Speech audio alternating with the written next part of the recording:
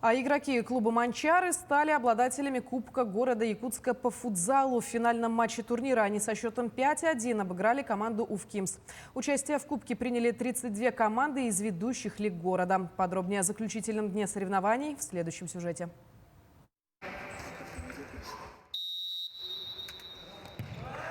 Позади десятки матчей и сотни голов. Турнир стартовал в феврале со стадии 1/16 финала. По итогам игр на вылет право бороться за трофей в решающем матче завоевали команды «Манчары» и «Уфкимс», выступающие в высшей лиге города.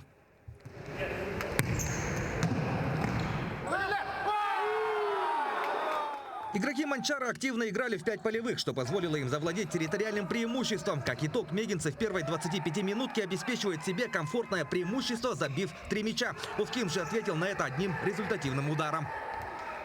Во втором тайме «Уфкимс» усилил натиск ворот соперника, вынудив их часто нарушать правила. В итоге мегинцы набрали 6 фолов, за что в их ворота был назначен 10-метровый удар. Страж ворот мегинцев Айсен Савин справился с ударом, тем самым зарядив своих сокомандников, которые до финального свистка провели еще 2 взятия ворот. 5-1 «Манчары», обладатель Кубка города.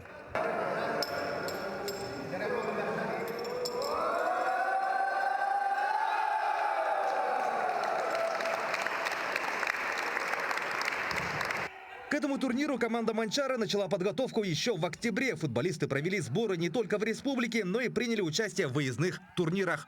Мы участвовали в ноябре на чемпионате Дальнего Востока по мини-футболу в городе Хабаровске.